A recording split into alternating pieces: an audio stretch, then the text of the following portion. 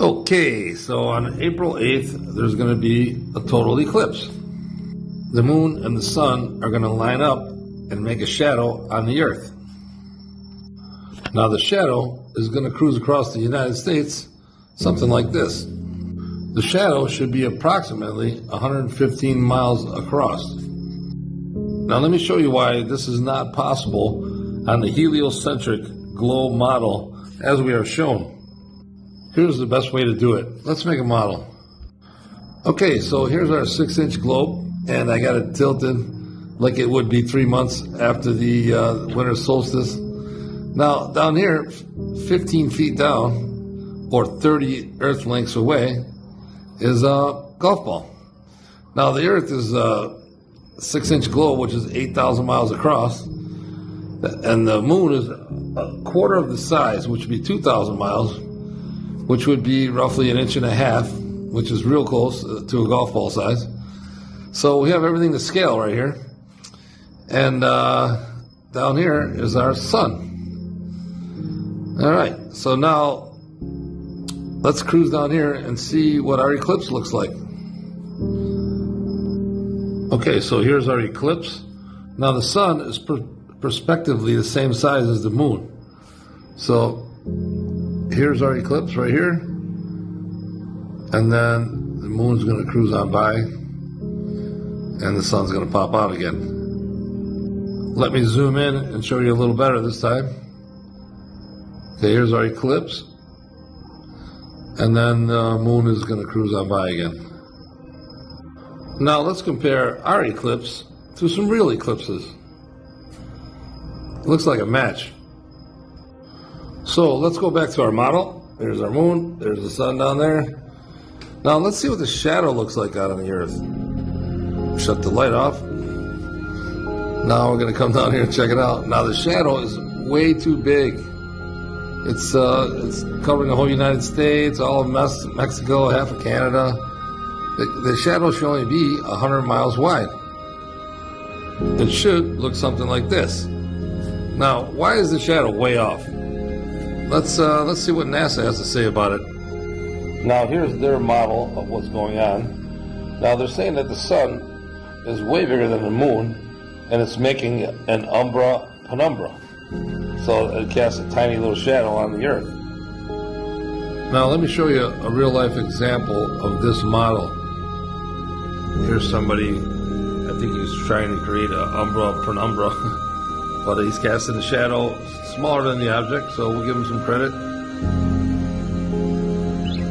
And let me show you another one after this one. This eclipse stick is a scale model of the Earth-Moon system such that the model Earth has a radius of 1.5 inches. The Earth-Moon distance in the model is at the shorter end of its range of values. Using this to demonstrate a total lunar eclipse, we can see that here she's demonstrating a lunar eclipse. That's not what we're talking about. And here on the solar eclipse, she's very vague. Demonstrating a solar eclipse allows us to see that the shadow of the moon on the Earth is pretty small. Only those in the umbra of the moon shadow, the gray swatch from Oregon to South Carolina, could see a total solar eclipse. Others, not in the path of totality, will see a partial solar eclipse if they're in the penumbra, or no eclipse at all if they're not in the shadow of the moon. So here's her solar eclipse model, and it's super vague. It really doesn't even show you how they got it, how they did it.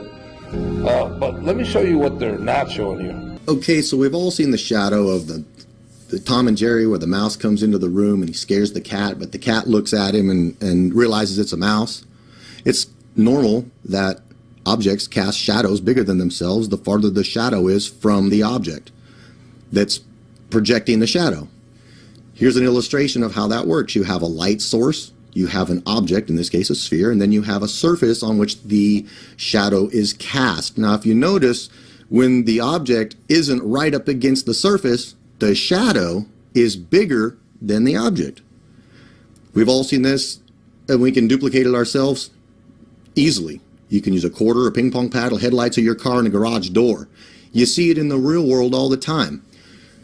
Look at this picture here. The sun has swung around to our region. The light is being cast over the peak of this mountain, and look at the shadow. The farther away it is, the wider it gets.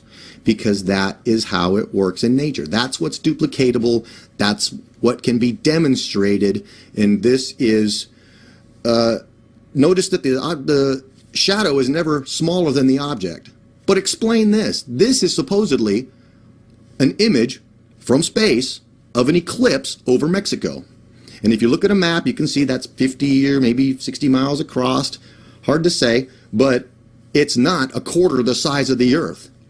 But could the moon cast a shadow smaller than itself? Look at this illustration.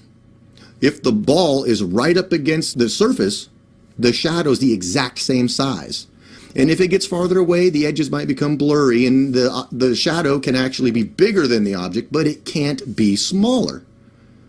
So how can you explain that something 250,000 miles away, a quarter the size of the Earth, casts a shadow 50 miles across right there? So when they show you this, don't you scratch your head for a minute and go, how is that possible? The shadow is the same size as the object in all scientific demonstrations. Now, when they show you one of their baloney illustrations and say, no, this is the magic. Look, the sun is so big it encompasses everything around it, and the light just kind of shoots itself up underneath the moon and makes a spot smaller than the moon. But actually, that is the exact opposite of what you really find in the real world. If the eclipse spot in this image was the light source, the shadow would be the size of the sun. It's the opposite. Look at the picture again. Light source, object, and shadow, which is bigger than the object unless the object is right up against the surface upon which it is casting the shadow. And we all know that light travels straight. If these two sticks were sundials, the light would have to be straight, or your sundials would never be accurate. And yet, what they want to do is tell you that somehow, even though the sun's 93 million miles away from us and it's 92,750,000 miles away from the moon, it does this. That is a joke. This next image is from a University of Montana, and they tried to replicate what they claim happens with this model. On the right, you have the Earth, then you have the moon, then they inserted a light diffuser, and that light diffuser is between the light source and the moon. So you can see that somehow the shadow is manipulated in such a way that it looks like it's a little bit smaller in the middle, a little hazy around the edge. And this is what they tell us that eclipses do. But in the real world, where's the diffuser? There's supposedly an Earth, a moon, empty space for 93 million miles, and then a light source. This is the exact same model without the diffuser. This is what really exists: the Earth and a moon and a light source. And notice that because the moon is not right up against the Earth, the shadow on the Earth there is bigger than the moon. So how does that work? That means that the path of an eclipse should be way bigger than what they're showing you in the official model. But when you look at a map like this, it shows you the bandwidth of the shadow, and it is very small.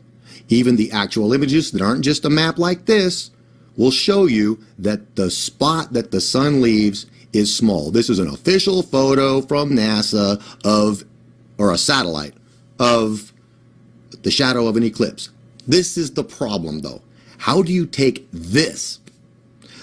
You have the Earth, 8,000 miles in diameter, about, a little bigger, and you have the moon, which is 2,000 miles in diameter, or bigger, 31 times the diameter of the Earth toward the sun, blocking the light. And they're telling us that we get this little spot. Now, we know how shadows work. All you have to do is just play around with some light and an object. We know how the model of shadows work. The farther away the shadow is projected away from the object, the bigger it gets. But they tell you, you take this, and somehow, miraculously, you get this. I had an extra thought that I wanted to throw in on this eclipse shadow subject. It shows what is claimed to be a solar eclipse over Mexico City in Mexico there, and you can see that that shadow is, I don't know, 50 or 100 miles across, and the Earth is the moon is 2,000 miles wide. Whether that photo is fake or not, look at the path that the total eclipse makes across the United States. It is that size. Wouldn't this image imply that if that moon wasn't in the way and you were on the Earth, the sun would look huge, bigger than the moon? The sun never looks bigger than the moon. This image is very misleading because it would suggest that if you just deleted the moon out of that picture, the sun would look bigger than the moon does. Obvious. We have lines that go from the sun across the moon to the Earth. Small shadow. The problem with this is they show it on both models, incidentally. They show it on the solar and the lunar eclipses. But wouldn't this imply that the light is not parallel? If it's converging like that, that means it would eventually intersect. So let's get this straight. When science wants you to believe one thing, they'll show you intersecting light rays. But when they want you to believe something else they teach, they're only going to show you straight rays, like in this one. In the experiment that Eratosthenes did,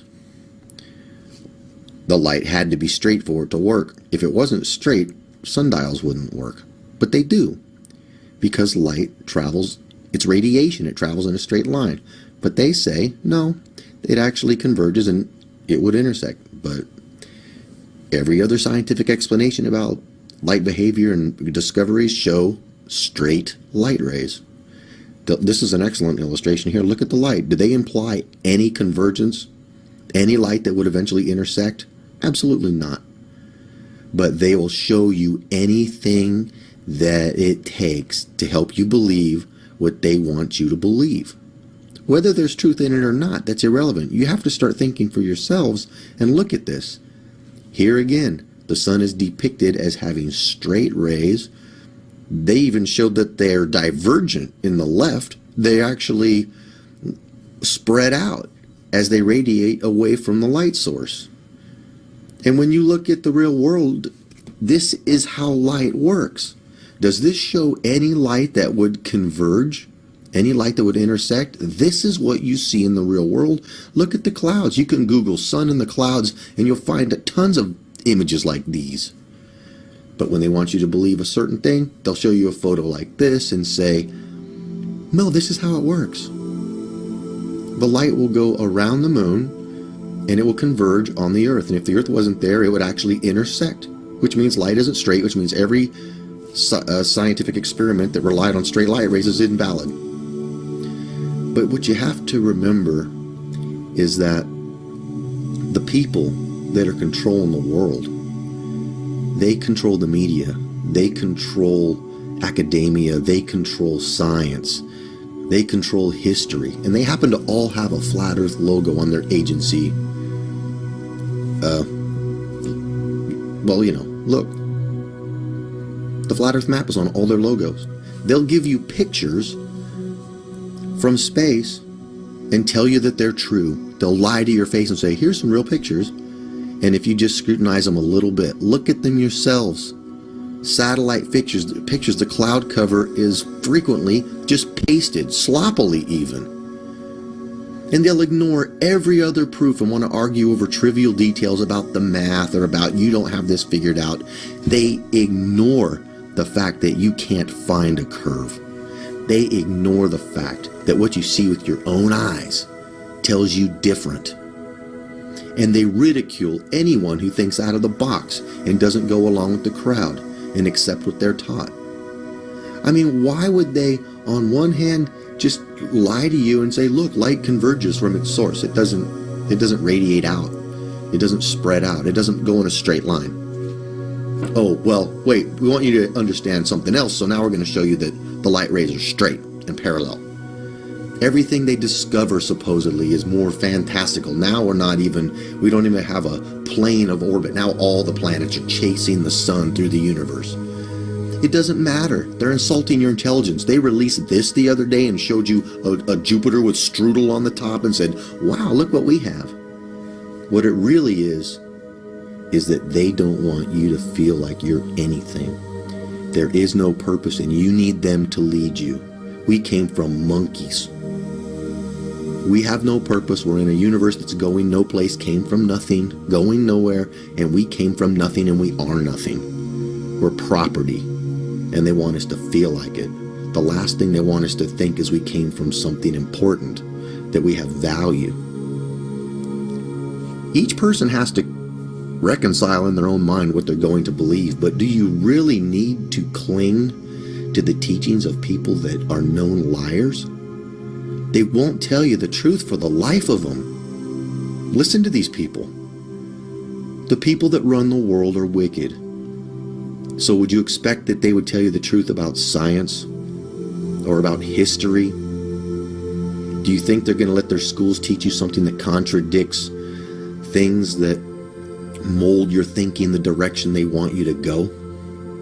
They won't. So think of the bigger picture. It's not about the shape of the planet or the earth or if it's flat or if it's round. It's about the value of life. And it's about, do you value truth? So I have a roll of tape laying around. Let's cast a shadow with it. So let's jump back here and try to cast a umbra penumbra. Okay, so my light is wider than the roll of tape. See that? Now we're going to lock it here and try to cast the umbra penumbra. Okay, so we got our light. There's our tape casting the shadow. And we have our umbra penumbra right here. Okay, now let's see what it looks like prospectively from here. Okay, so here's our eclipse from back here. You see how the light sticks out on either side? And that's how you get your umbra penumbra. Let's put our eclipse and our shadow side by side so you can see what's going on. Okay, so notice how on the eclipse you can see light on each side of the tape. And that's what causes the umbra penumbra right here. The skinny part is smaller than the object that's casting it. Now let's look at the eclipse on the top and the bottom. There is no extra light hanging past the tape. So there is no umbra penumbra on the up and down side of it. In other words, in order to have an umbra penumbra, you have to have a light that's prospectively larger than the object that's casting the shadow.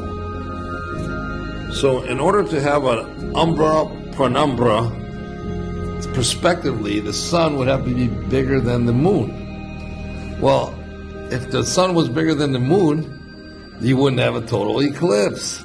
That means the umbra penumbra is not possible, and they're obviously incorrect about the size of the moon. I know what some of you are going to say. Look at this drawing. Look how big the sun is. Look how small the moon is. Obviously, that's how it works. Well, real life isn't a drawing. If something's prospectively smaller, then it's actually smaller. Let me give you an example. Okay, here's a light. Now, if I put my finger here, this light is going to light up both sides of my finger. Now, across the lake is a street light that's way bigger than the light I just showed you. Now, with my finger, I can block that light. Guess what?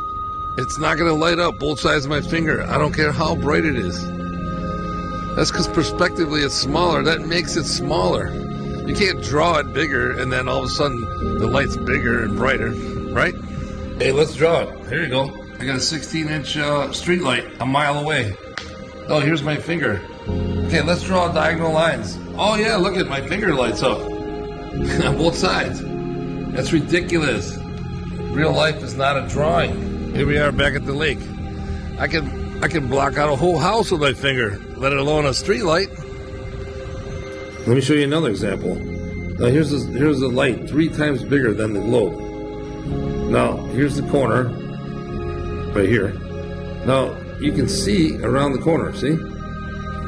That's because the light is 3 times bigger than the Earth or the globe or the ball, so you can see around the corner. Now let's come down here. Now there's a solid equator line. Even though the light's bigger, because it's farther away, it's prospectively smaller. It can't shine around the corner. It's prospectively smaller, that means it is smaller.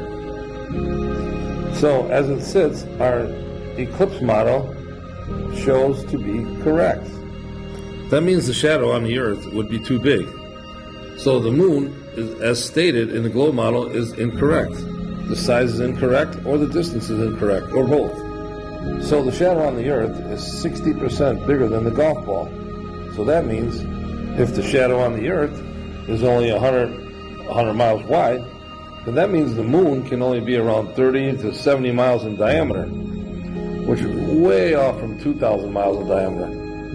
And another thing, how do we even know it's the moon? Like, here's a 2017 eclipse. Do you see the moon anywhere? Something's blocking the sun, but do you see the moon anywhere? You think during the day, when a clear sky like this, you would see the moon, right? You think you would see the moon in the sky, and then it'd slide over and make an eclipse. Here's another video of the 2017 eclipse. Now, let's stop it right here. So the eclipse is happening right now. I don't see the moon. Do you see the moon? The sky looks pretty clear. I don't see the moon. Let's continue. Now, when you look through the lens, the moon, the sun is already being eclipsed. I mean, technically, how do we even know this is the moon that's doing this? How do we know it's the moon?